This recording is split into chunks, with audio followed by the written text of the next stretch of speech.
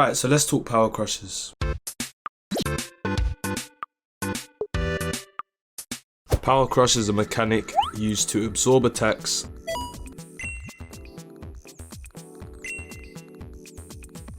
and then stop your opponent from being so offensive and to basically steal your opponent's turn.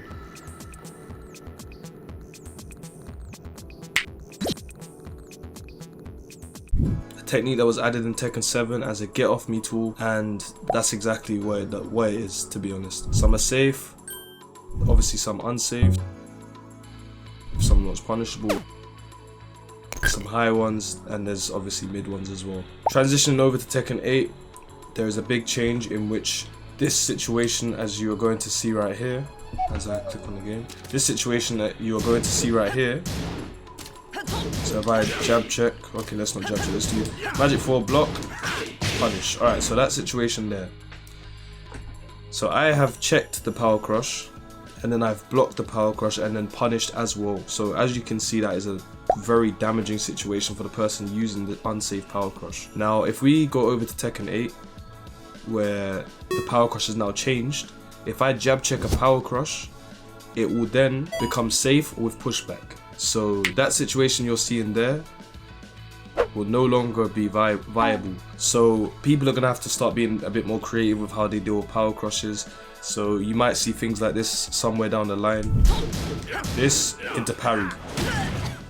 Things like this, and obviously there might be some players that have pulled this off, you know, somewhere down the line in Tekken 7, so they might not be too, you know, unfamiliar with it.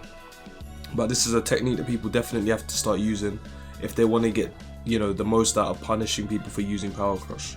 So depending on how slow it is, obviously people will, you know, decide to grab against the power crush if they think it's coming. But if you can literally react to the fact that someone has done a power crush and fit in a parry, this is going to be extremely strong. Just something to think about going into Tekken 8. If you're trying to get better and you want to get the most out of the gameplay, and honestly just not get overwhelmed by power crushes. These are the type of approaches you're gonna have to take to them. Yeah, so I'm gonna show you, you know, a little clip from the event that I just had, Red Bull pin drop, where I played against Joey Fury, where he jab checks my power crush, then attempts to punish my power crush, and then gets punished for doing that. So the thing that is so weird about that is that, let's say for instance Leo just did power crush.